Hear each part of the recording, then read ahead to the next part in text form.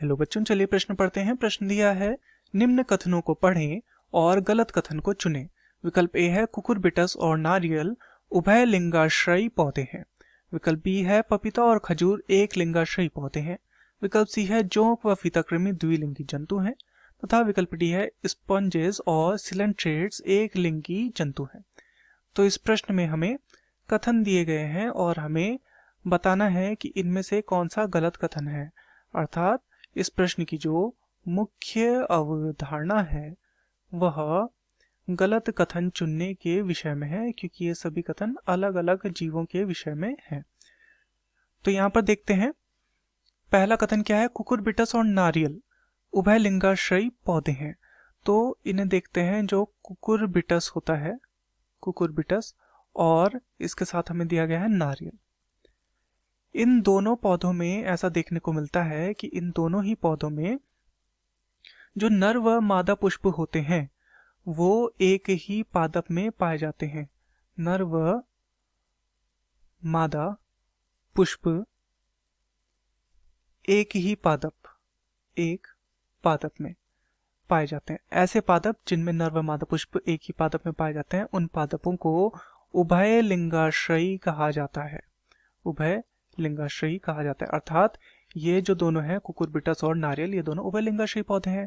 तो लेकिन हमें यहाँ पर प्रश्न में गलत कथन चुनना है, तो ये तो कथन हमारा सही हो गया, आता है हमारा उत्तर नहीं हो सकता।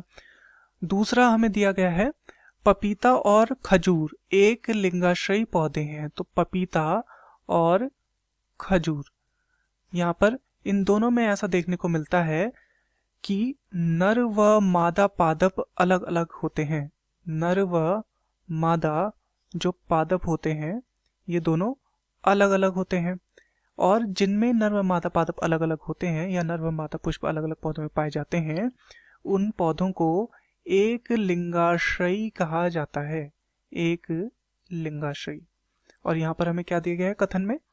कथन में हमें दिया गया था कि पपीता और खजूर जो हैं दोनों कैसे हैं, एक लिंगाश्रयी हैं। और हमने देखा कि ये वास्तव में क्या है, दोनों एक लिंगाश्रयी हैं, क्योंकि इनके नर व मादा पादप क्या होते हैं, अलग अलग होते हैं। तो ये कथन भी सही हो गया, अतः यह भी हमारा उत्तर नहीं हो सकता।